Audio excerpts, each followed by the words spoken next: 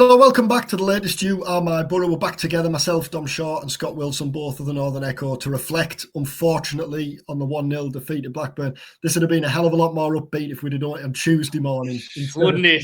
Morning. But Wouldn't it just? We said that a couple of weeks ago, didn't we? We didn't do one immediately after the Coventry game, but we did do one after the game, QPR. Yeah, I think that's right, isn't it? And we talked then about just how a result can change the mood, and that's definitely the case this morning. And I think, without being overly reactive then, to go straight into it, in those three games, the three games where Boro obviously scored 15 goals in 3 games, got 9 points, we saw why Boro should be in the promotion mix this season. Against Blackburn last night, we probably saw why there's doubt as to whether they can mount a serious top 2 push. Is that fair?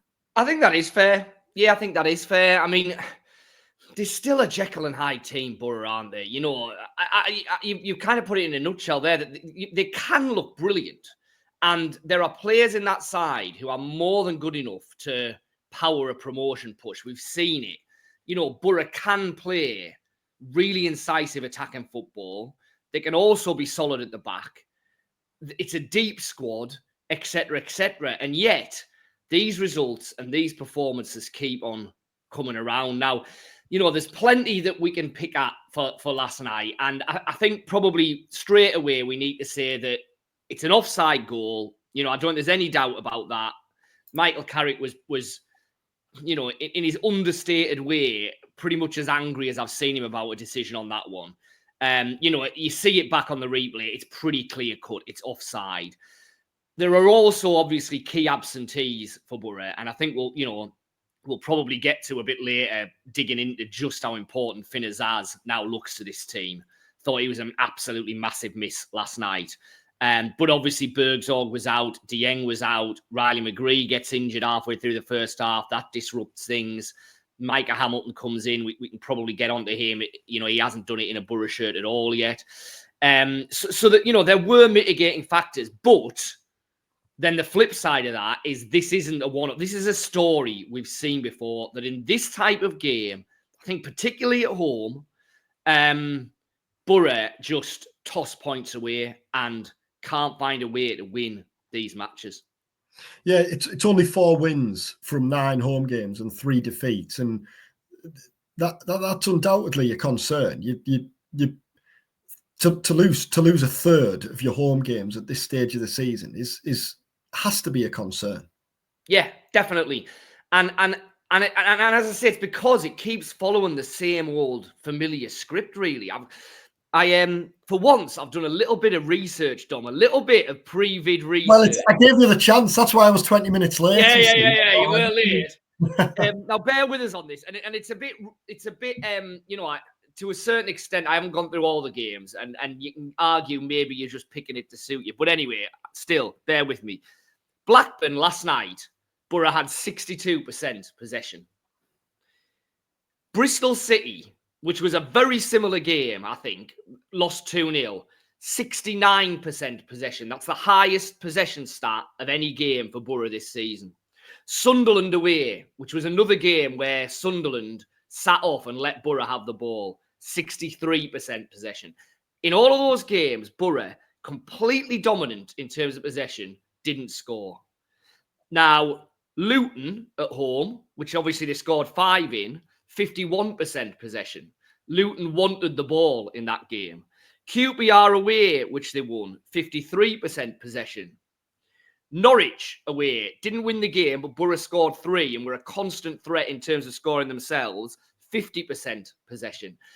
I just think that there's a bit of a trend there that if you're a team coming to the Riverside to play against Boro, as long as you're reasonably well organised and have a decent defensive shape, let Boro have the ball. And that was what I came away thinking last night. Let Boro have the ball, because they'll pass it around in front of you. They'll eventually run out of ideas sometimes quite quickly. And they'll give you a little bit of a chance to get after them on the break. We saw it against Bristol City. We saw it last night. Not at home, but again, I think we kind of saw it at the Stadium of Light, where Regis Lebris pretty much turned his Sunderland tactics on the head to let Boro have the ball. I think there's a pattern there, and And it's a pattern that Michael Carrick's going to have to find a solution to, because at the moment, it's these type of games that are just costing Boro points left, right, and centre.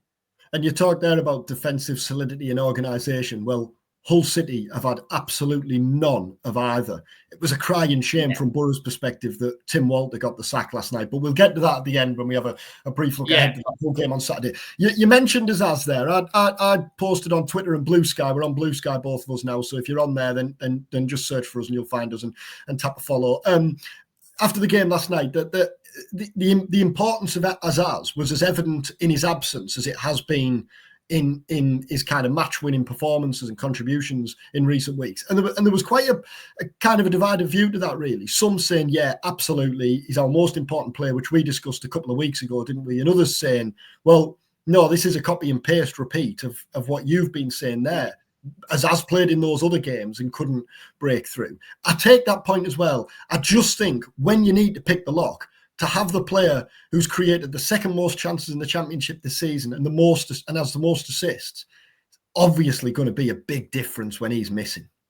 Yeah, it's a fair point that Azaz played in those games. That that is a fair point. But I think that he's playing at a different level and with far more confidence now.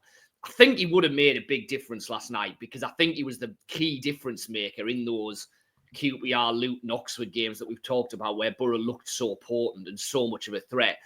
I think it does lend itself to a little bit to what we're talking about, where he is probably the player more suited in the Boro side to unlock a pack defence and use the ball, have possession, and keep probing and eventually find a way through. And I just think his loss at the minute, his absence at the minute, is exacerbated by the fact that Boro, Carrick hasn't really found a way to solve that attacking number 10 mix, whatever you want to call it, when Azaz isn't there. Because he kind of tried something a little bit different last night, where certainly for parts of the game, Conway and Latalath were playing more as split strikers. But there were also times when Conway was dropping deeper and playing more as a number 10. I didn't think either way worked. And I think every time Tommy Conway has looked good for Boro this season, he's been playing as a number 9. Now, clearly the problem is that Latalath has to play as a number 9. So if you're going to get both of them into the team, you've kind of got to do what Carrick's been doing, which is find somewhere to shoehorn Conway in, whether it's as a split striker, whether it's playing off Latalath, whether it's drifting wider.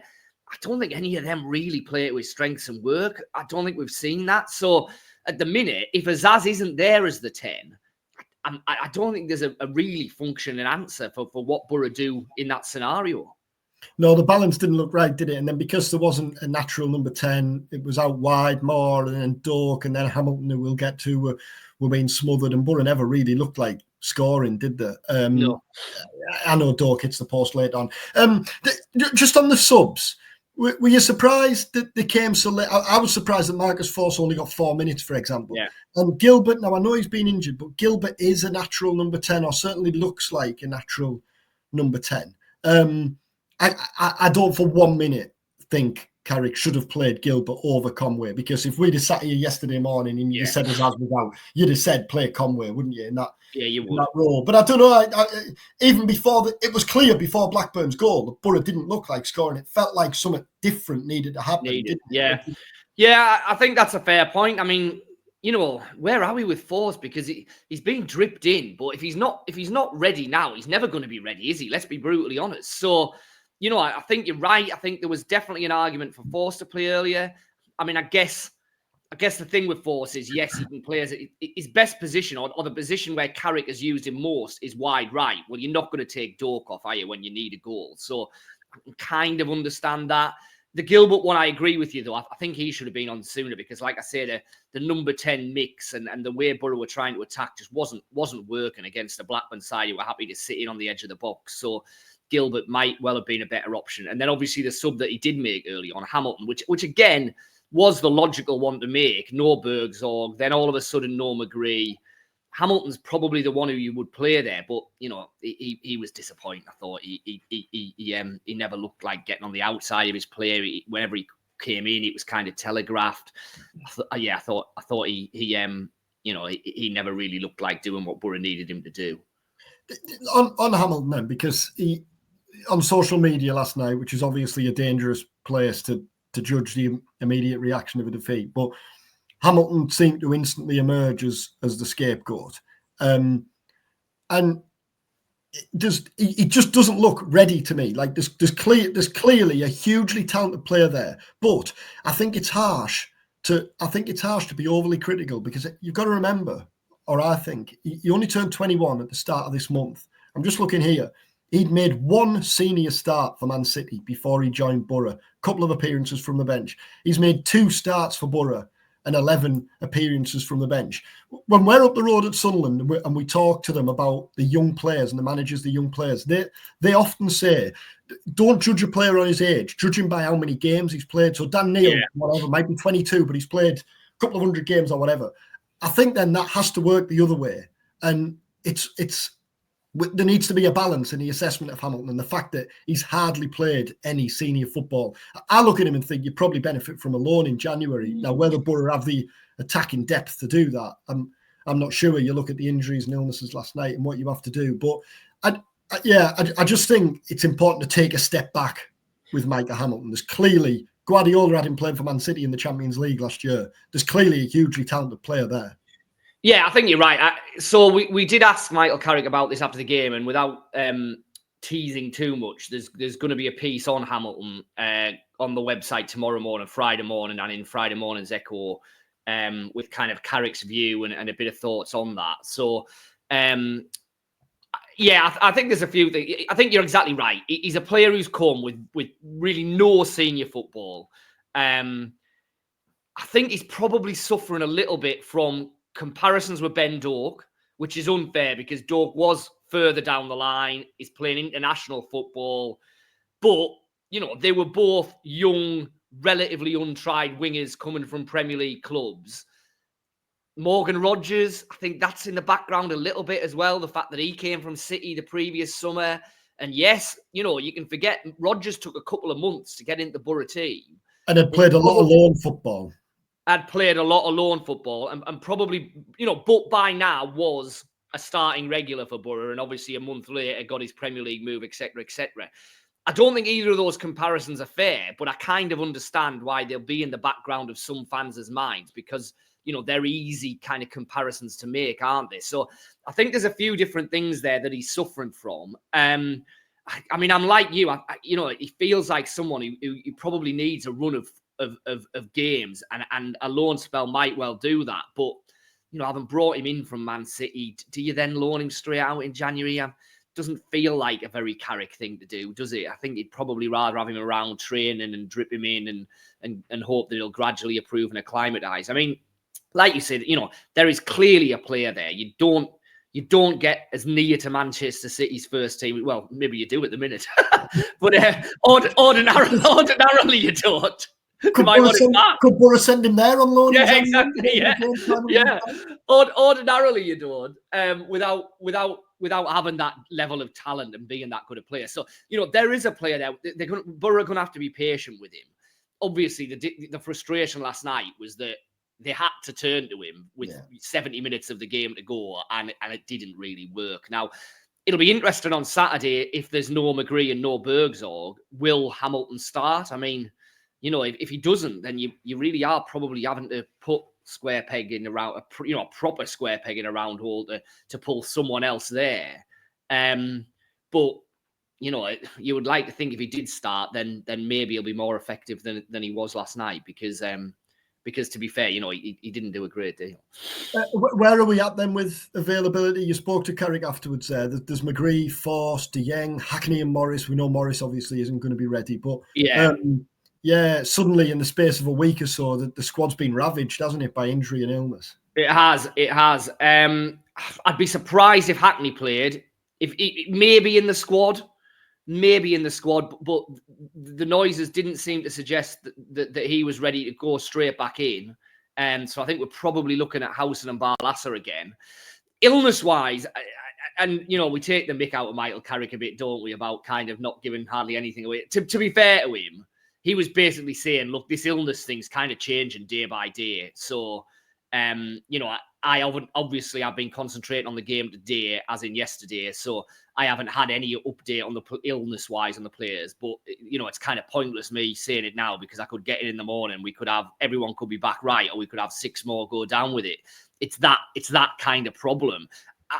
I think it's illness, so it should be short term. Although Dieng's obviously now missed 2 games with it, so that suggests that whatever the players are suffering is wiping them out a bit.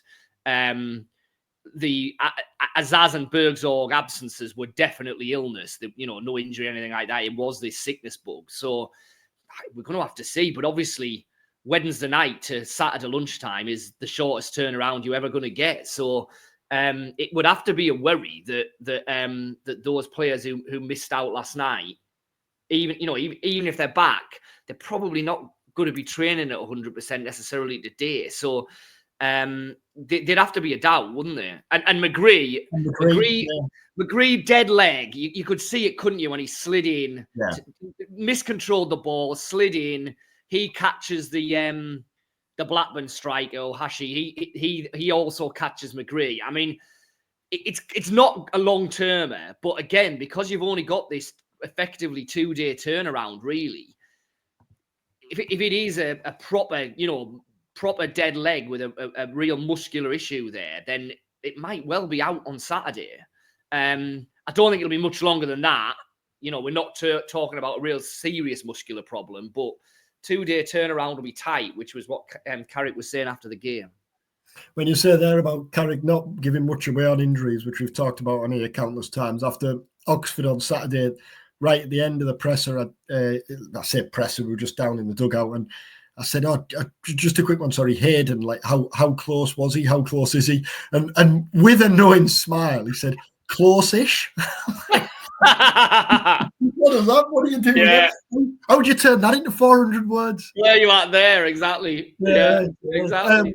Hull then, Saturday. Yeah. Tim Walter was gone, which felt inevitable. A couple of guys I follow on social media who cover Hull and Sheffield Wednesday were obviously at the game on Tuesday night, and the fans properly turned on him there. Yeah. Like, this isn't a case of being wise after the event. We sat in the summer, didn't we, and said, all right, I'm always reluctant to judge kind of managerial decisions elsewhere, like Mark Robbins, because you think, well, what's gone on there? And I think the owners there has tried to maybe explain why he's made the change. But even with time, replacing Rossignol with Tim Walter has the look of one of the almighty championship balls-ups in recent years, doesn't it? Yeah, my promotion dark horses before the season, Sheffield and Coventry, are a shambles, but my relegation ones were Hull and Cardiff, and they're looking not a million miles off, to be perfectly honest. And like you say, Hull, it felt like, didn't it? Mm. Rossignol, yes, okay, maybe the football wasn't great, etc. And it's always dangerous judging a club from the outside, because sometimes what looks really strange, actually, when you're in amongst it, there's obvious reasons for it. Yeah. But that felt like a change that just did not need to be made. And bringing in Tim Walter, the signings looked a bit all over the shop. And that's the way it's panned out. Now, as you say, classic manager gone bounce. There's clearly not going to be a new permanent manager in place for Hull by the weekend. But will there be a reaction? Well, there might be. But Andy Dawson is in Andy Dawson, yeah. He's done it a few times. Finest. Oh, I see. I didn't realise. I think all the Dawsons are, aren't they? Oh yeah, of course. Yeah, I didn't put 2 and 2 together. Yeah. I could be completely wrong. If I am, then hammer me on the comments below. But I think he might be. even more than we normally get. Desperately googling now. Anyway, it will be Andy Dawson. And yeah, I mean, listen, if this had been Hull under Tim Walter, even with what we'd been saying about Boro, I would have fancied them, because Hull were looking like pretty much the worst team in the league. You would expect some sort of a reaction, but you'd be disappointed if a kind of firing Boro team still couldn't deal with that. My worry with Boro is, what's that team going to be? Who's going to be available? And are we going to have to see the kind of fudges that didn't really work last night? I've just had a look there at Hull Live, who obviously cover Hull, and they've just done early potential candidates, and it's like the usual suspects, really, as you'd imagine. Wasn't Mark Robbins quite high up there, which will be interesting? Yeah, I'm not looking at the odds here. This is just right. Well, the problem is we're doing this on Thursday morning. It could probably change. Yeah. So Robbins is favourite as things stand, which you could see. Steve Cooper, Stephen Schumacher, Brian Lowe, David Moyes. What you would say with the owner, you only have to look at the Tim Walter appointment in the summer. Like there's every chance he goes outside the box. Could be anyone. Yeah, could be absolutely anyone. Won't be Frank Lampard. Looks like he's going to Coventry. We talked about that a couple of weeks ago. We've talked about that, haven't we? I think I'd rather have Mark. I'd rather be a Hull fan with Mark Robbins than a Coventry fan with Frank Lampard, wouldn't you? Yeah. I think that's a strange appointment, that one, isn't it? Yeah. It really is. It really is. We'll see how it works out. So, Saturday then. I mean, what's your instinct? Do you fancy Boro to bounce back? It's so hard, isn't it? Because we don't know what the team's going to look like, and we don't know what it's going to look like. But I mean, what I would say is going right back to where we started almost. If you are Andy Dawson setting up your whole side, then you're looking at everything we've talked about, and you're saying, right, if we're going to win this game, we have to be well organised. We have to be defensively secure. We have to sit deep. We have to let Boro have the ball and soak up a bit of pressure, and then we have to look to hit them on the break. It's and that, as we've said, has been a problem for Boro. Not really just this season. You can probably argue for large chunks of Carrick's reign. That type of game at home has been a problem. That said, Blackburn, I thought, to be fair to them, defended excellently last night. Danny Bath was really good at the heart of that back line. Pickering at left back did a really good job on Doak. They doubled up on him a lot of the time. For all that you can criticise Boro's lack of incision, you have to credit Blackburn for what I thought was an excellent defensive display. Do Hull have that kind of defensive display in them? I haven't watched every minute of Hull this season, but the bits and bobs that I've seen, I would argue they don't look anything like as defensively good a side as Blackburn. So, if they come and try and play like that, but don't get it right defensively, then I'd fancy Boro. Well, in answer to you, again, I haven't watched every minute, far from it, but what I have seen of Hull, they've been the direct opposites to organised at the back. They've been chaotic, haven't they? I mean, I think you were at the Hull Sunderland game and that was on telly, and there was a few times all ran from inside his own half to score. Yeah, there was a few times Hull had corners and they were committing 9 and 10 men forward. I actually watched Hull in pre-season in the summer, and then you're looking and thinking, like, what they're doing here? There's defenders bombing forward from all angles. Ryan Giles that day played left wing in front of the left back, and that didn't work. Giles, we've got through a whole Hull preview without mentioning that name. Well, let's go there now quickly before we finish. I was going to say, his Luton move didn't work out last summer. The Hull move certainly hasn't worked out so far, has it? This next managerial appointment clearly is big for Hull. It's big for Ryan Giles. Giles, yeah. I mean, his stock's falling.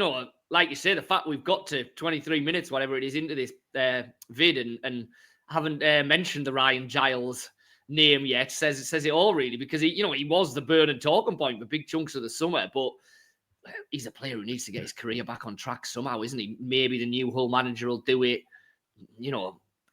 Maybe he just needs another move, but where he's going to end up, it's getting harder and harder to tell, really. Well, let's hope Boro get back on track on Saturday after that defeat to Blackburn last night. Thanks for joining us. Do subscribe if you're watching on your YouTube and get in touch if there's anything you want us to discuss. If you're listening on your podcast platforms, then rate and review there. As I mentioned, we're both on Bluesky now, so if you've jumped on there as well, then do give us a follow and just shout up on any social media platform if there's anything you want us to get stuck into in the weeks ahead. Thanks again. Enjoy the rest of your week and enjoy the game on Saturday if you're there.